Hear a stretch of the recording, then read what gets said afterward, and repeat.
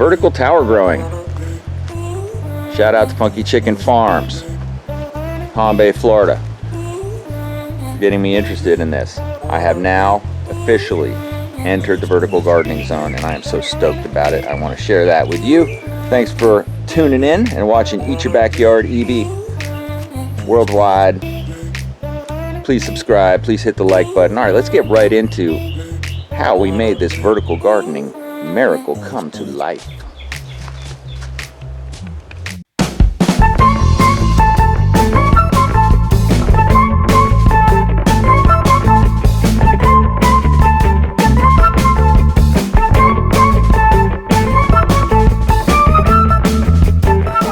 Okay, so in an earlier video, which you'll see linked here, I went to Funky Chicken Farm and checked out her system, which she calls the Circle of Life there, which are very much connected to the bunny manure system that feeds the vermiculture, worm farm, and then all that goes back into the growing of veg, which is incredible.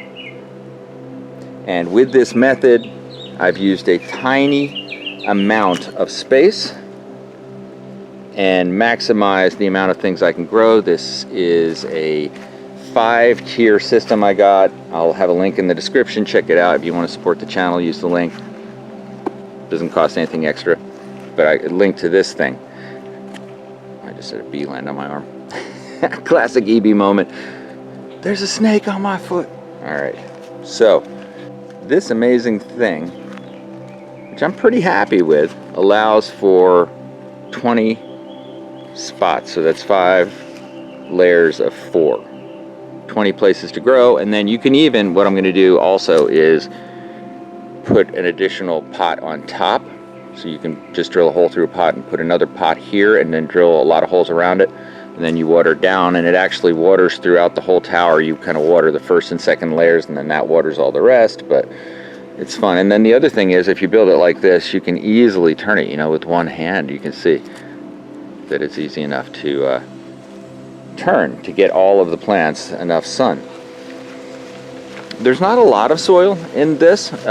I think it's probably really depending on a lot of added nutrients, which is what I'm doing here. As you can see, I've got bunny manure on all levels just going, and that's going to fuel it, turbo fuel it for sure. And I've been adding the worm tea to it, so I think I might even add some worms to each level.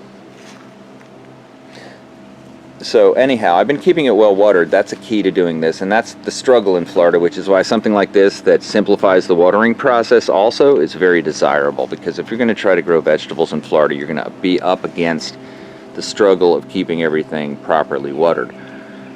I can honestly say this is the first year where I've completely embraced watering, and you'll almost never see a day that doesn't have a collection of garden hoses strung across the yard, because I just keep things watered in a targeted way and at the right times of the day to try to conserve water. But if you want to have fruit, you have to give it water, and this is exactly like a desert where I live if you don't water it in the summer. It'll rain, but it just evaporates immediately. So this system helps you solve and simplify that for sure. And sometimes, if you really want to get fancy, and commercial growers, they will have automatic irrigation systems that drip irrigate all of this stuff. So then you don't need to ever really worry about it. It just is on a clock, and you have a machine that produces a good output. I like this vertical growing a lot. So I'm going to tell you how I put this thing together. Okay, so the first thing is I hammered a garden stake into the ground, directly into the ground. I used a level, and I just put it on this garden stake, gigantic tomato stake thing I got at Lowe's. I'll put a link in the description though. You can, and I hammered it into the ground. This thing, you see the end of it. Put a piece of 2x4 on this and just hammered it.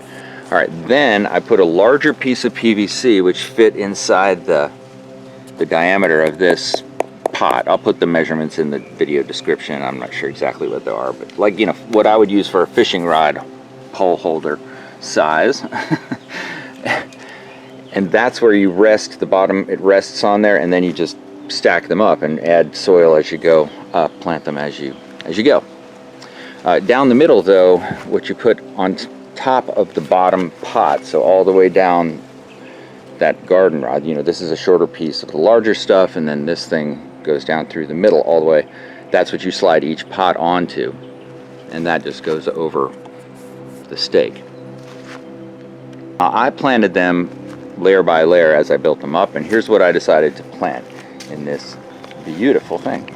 I decided to go with all mint on the bottom, and I assumed that bunnies can eat them, so I'm going to be feeding some of that to the bunnies as well. It's also great to put in drinks and stuff. So I got peppermint, sweet mint, regular mint, and then I had actually, the peppermint was so big I divided it into two separate things, so it's double peppermint. And then on this layer I grew micro carrots, micro greens, and as you can see, they are loving it. Now this has been planted in here for maybe a week, so you know, for a week I'm pretty happy with it for sure. One thing is that they're getting tons of nutrients through that bunny manure. My bunny manure, unlike many types of manure, is not a hot fertilizer. In other words, you can put it directly onto your plants and no worries. Whereas chicken manure, cow manure, other types of manure are hot. You have to let them dry out. It's a whole thing. Anyway, that just makes it perfect. But now that I've got bunnies, check out my other bunny videos to see how you can add bunnies to your yard to turbocharge everything like I did this year. So the next thing I planted above the carrot greens was Ducat dill. I got these on Seeds Now. And man, what a just prolific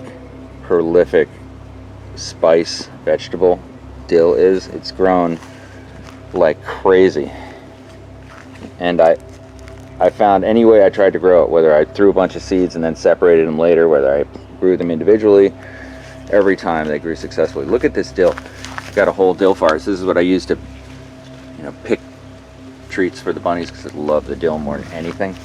And then the other thing is, look at this, carrots. Who knew? If you water carrot seeds, they grow really, really well in Florida. I had no idea. And then this is a red beet that I planted there that's also getting nice and big. Now some other interesting things are, you can see there's some dill here, but the moringa tree, oh yeah. On the next level I planted an alternating thing. I did some red beets and some red kale. Try to get it in the sun. See, the red kale's starting to do something. I like these pots too, the white pots, because they're reflective. Some more red kale. And on the top I've only had one pineapple's worth of pineapple cuttings so far, but I'm going to be adding pineapples on the top. Not sure what I'll put on the berry top. So there you have it. Vertical tower growing. Pretty easy. I would say the cost of all of this tower was actually kind of expensive. I thought it was a little bit expensive, but anyway, it's worth it. It works. It's sturdy. So far my review of it is it's great. So yeah, maybe you'll be inspired to try out vertical gardening yourself. You know, how many of these would you need to feed a family of with 2 children? I would say the estimate that was given to me was 10 to provide enough vegetables. It's a pretty good system, really, when you think about it, especially if you don't have a lot of space. And I don't have a lot of space. This is a sunny area of my yard, and I could envision putting in 9 more, really, if I wanted to go that far. All right, thanks for watching Eat Your Backyard. I appreciate you. Don't forget to hit the like button. Welcome to Eat Your Backyard, my YouTube channel. On this channel, I help you integrate systems into your backyard that will serve both you and your family for years to come. So let's all explore the new possibilities and not just be the next boring yard. Let's go beyond our shores and explore possibilities that are right in front of us. So please subscribe and turn on the notification bell so you'll be notified as new videos come out all the time. So let's see what's going on in this episode of EB Explorer.